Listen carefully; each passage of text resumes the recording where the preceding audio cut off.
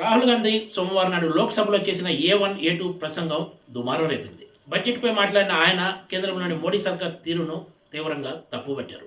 కేంద్ర బడ్జెట్ సామాన్య మధ్య తరగతి ప్రజలకు ఏమాత్రం ఉపయోగపడేలా లేదని విమర్శించారు.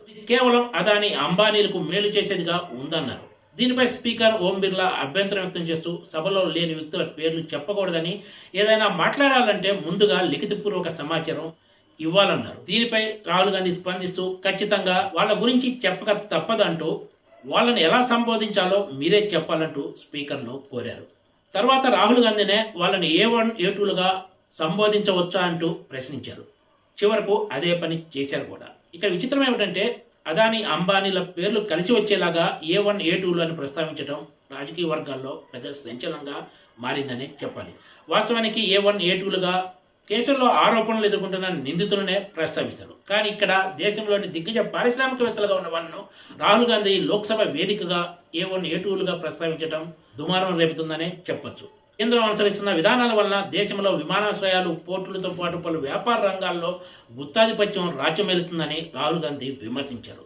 రాహుల్ విమర్శలపై పార్లమెంటరీ వ్యవహారాల శాఖ మంత్రి కిరణ్ రిజిజు స్పందిస్తే దీనికి కూడా రాహుల్ కౌంటర్ ఇస్తూ ఆయన అంబానీ, అదానీలను సేవ్ చేయాల్సి ఉంటుందంటూ ఐఎమ్ సారీ A1 A2లంటూ వ్యాఖ్యానించారు. రాహుల్ గాంధీ బడ్జెట్పై మాట్లాడిన సమయంలో అధికార బీజేపీ సభ్యుల నుంచి పెద్ద ఎత్తున నిరసన వ్యక్తమైంది. అయితే ఇండియా కుటుంబంలోని ప్రతిపక్షాలు కూడా దీన్ని గట్టిగానే ఎదుర్కొన్నాయని చెప్పాలి. ఇప్పుడు దేశంలో పద్మవ్యూహం లాంటి కమలం పార్టీ అధికారంలో ఉందని, అందుకే రైతులు భయపడుతున్నారన్నారు. మహాభారతంలో పద్మవ్యూహాన్ని 6గురు నియంత్రిస్తే ఇప్పుడు మోడీ, అమిత్ షా, మోహన్ భగవత్, అజిత్ దోవల్, అంబానీ, అదానీ లాంటి వారు కంట్రోల్ చేస్తున్నారంటూ రాహుల్ సంచలన వ్యాఖ్యలు చేశారు. దేశంలో ఇప్పుడు నిరుద్యోగం, పేపర్ లీకులు పెద్ద సవాళ్లుగా ఉన్నాయన్నారు. వీటిని ఎలా పరిష్కరిస్తారో కనీసం ఒక్క మాట కూడా చెప్పకపోవడం దారుణమన్నారు. అంతేకాదు అత్యంత కీలకమైన విద్యకు ఈ బడ్జెట్లో కేటాయింపులు తగ్గించారని రాహుల్ గాంధీ విమర్శలు గుప్పించారు. అగ్నివీరుల పెన్షన్ కోసం బడ్జెట్లో రూపాయి కూడా కేటాయించలేదని, మధ్య తరగతిని పూర్తిగా విస్మరించారని ఆగ్రహం వ్యక్తం చేశారు. కనీస మద్దతు ధరకు చట్టబద్ధత కల్పించాల్సిందిగా రైతులు ఎప్పటి నుంచో కోరుతున్నా కూడా బడ్జెట్లో కనీసం దీనిపై ప్రస్తావన కూడా లేదని రాహుల్ గాంధీ ఆగ్రహం వ్యక్తం చేశారు.